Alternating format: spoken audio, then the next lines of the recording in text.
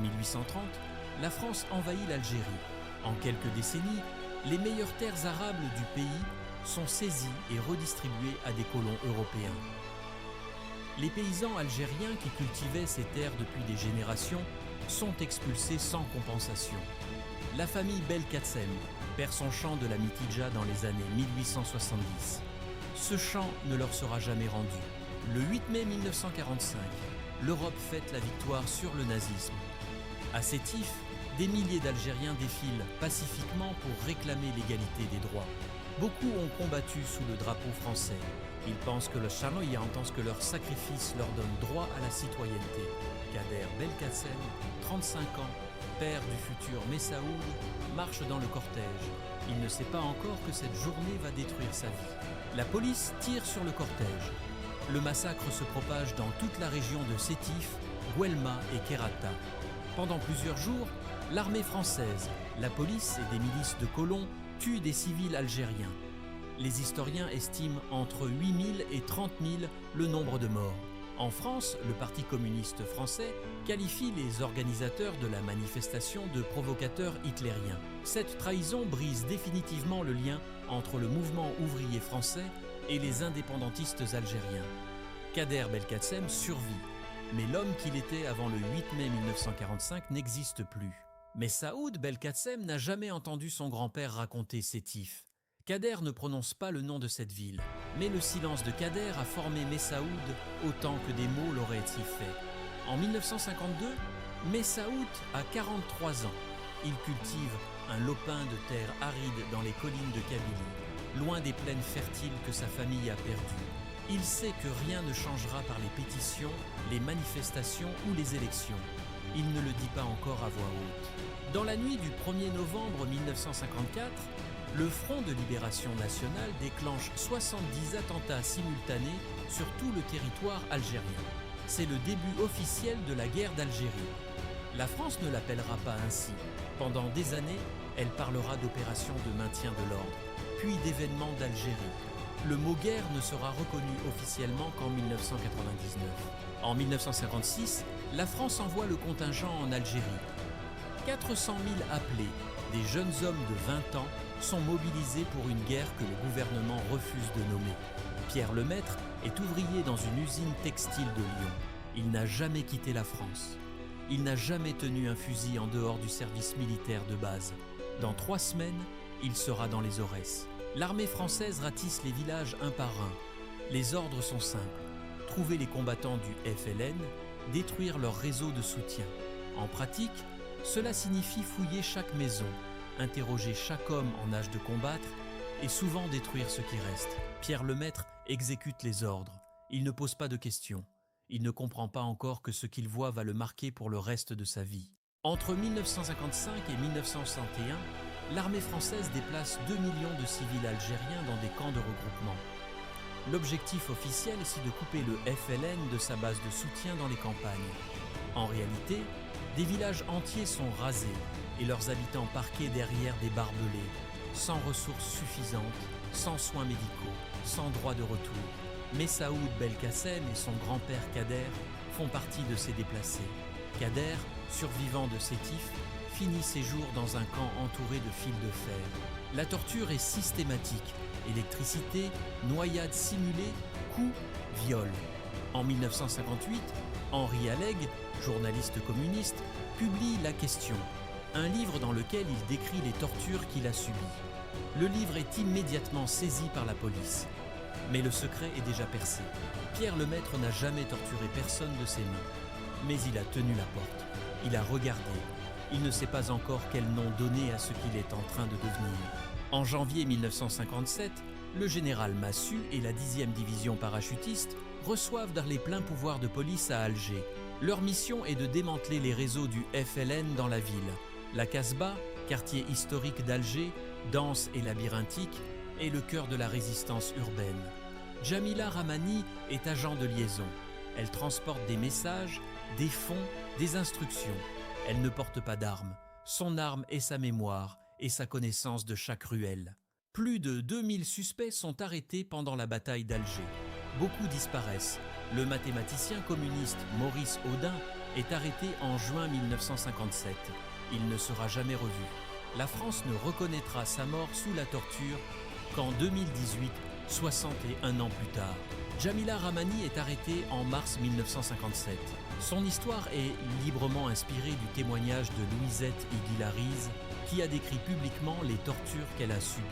La torture pendant la bataille d'Alger est documentée, systématique, autorisée par la chaîne de commandement. Électricité de 110 à 500 volts, noyades simulées, viols, des femmes et des hommes sont détruits dans ces sous-sols. Certains parlent, d'autres meurent. Jamila Rahmani ne parle pas. Le prix de ce silence est inscrit dans son corps. L'armée française démantèle militairement le FLN à Alger. Mais le scandale de la torture retourne l'opinion mondiale contre la France. La victoire militaire est une défaite politique. Ce paradoxe définira la suite de la guerre. Les appelés rentrent en France par vagues. Ils ne sont pas accueillis comme des héros. Ils ne sont pas accueillis du tout. La France ne veut pas savoir ce qui se passe en Algérie. Les appelés ne veulent pas en parler. Ce silence mutuel durera des décennies. Pierre Lemaître reprend son travail à l'usine. Il ne parle jamais de l'Algérie, mais il ne dort plus comme avant. Et il ne supporte plus le bruit des machines. En mai 1958, une crise politique en France porte le général de Gaulle au pouvoir. Les militaires et les colons d'Algérie croient avoir trouvé leur champion. De Gaulle se rend à Alger et lance à la foule des mots ambigus. Mais de Gaulle a compris ce que les colons refusent d'en devoir. La guerre est perdue politiquement. La France est isolée sur la scène internationale. Les négociations avec le FLN commencent dans le secret. Pour les Piétillailles noirs, c'est le début de la fin. L'OAS s'est fondée en 1961 par des militaires et des colons extrémistes qui refusent toute négociation. Leurs méthodes sont celles du terrorisme. Bombes dans les quartiers algériens, assassinats ciblés, attentats en métropole, l'OAS tue des Algériens, des Français favorables à la paix, et même des policiers. La spirale de violence rend toute coexistence impossible. L'Algérie française que l'OAS prétend défendre, elle l'a détruit par ses propres bombes. Le 17 octobre 1961, des milliers d'Algériens manifestent pacifiquement à Paris contre le couvre-feu discriminatoire qui leur est imposé. La police parisienne, sous les ordres du préfet Maurice Papon, ancien fonctionnaire de Vichy, charge les manifestants. Entre 40 et 200 Algériens sont tués cette nuit-là. Des corps sont jetés dans la Seine. Le lendemain, la presse française n'en dit presque rien. Il faudra des décennies pour que cet événement soit reconnu. Le fleuve qui traverse la capitale de la République a charrié des cadavres, et la République a détourné le regard. Le 18 mars 1962, les accords d'Évian sont signés.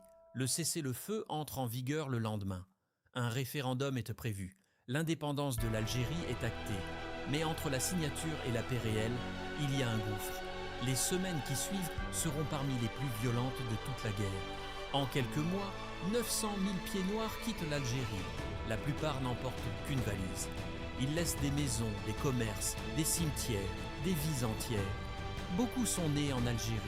Leurs parents y sont nés, leurs grands-parents aussi. Ils arrivent en France dans un pays qui ne les attend pas et qui ne veut pas les entendre. Hélène Garnier embarque avec son fils sur un paquebot à destination de Marseille. Elle a passé vécu 40 ans à Alger. Elle n'y remettra jamais les pieds. Les harkis sont des Algériens qui ont combattu aux côtés de l'armée française. Ils sont entre 150 000 et 200 000. Après les accords d'Évian, la France refuse d'organiser leur évacuation. Des ordres explicites interdisent aux officiers de les emmener. Certains officiers désobéissent et sauvent des familles. La plupart obéissent. Entre 30 000 et 150 000 harkis sont massacrés après l'indépendance. Saïd Mekloufi a servi la France pendant 6 ans. La France lui dit de rentrer chez lui. Chez lui, c'est la mort.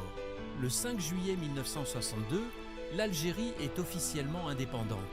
Après 132 ans de colonisation et 8 ans de guerre, le drapeau algérien flotte sur Alger. La foule célèbre. Mais Saoud Belkacem est vivant. Il a survécu au camp, à la faim, à la guerre. Mais il a perdu son grand-père, sa terre, son village. L'indépendance est une victoire. Elle est aussi un deuil. Le même jour, 3 personnes vivent 3 fins différentes. Mais Saoud Belkacem a gagné un pays et perdu les siens. Saïd Mekloufi a perdu les deux camps et attend la mort. Hélène Garnier a perdu sa terre natale et arrive dans un pays étranger qui est pourtant le sien. Il n'y a pas de victoire sans deuil. Il n'y a pas d'indépendance sans exil. Il n'y a pas de fin de guerre sans blessures qui ne guérissent pas. 250 000 Algériens tués, 25 600 soldats français morts, 2 millions de civils déplacés de force, 900 000 pieds noirs arrachés à leurs terres, entre 30 000 et 150 000 harkis abandonnés puis massacrés. La France n'a jamais reconnu officiellement la torture pratiquée en Algérie comme crime contre l'humanité. Silence.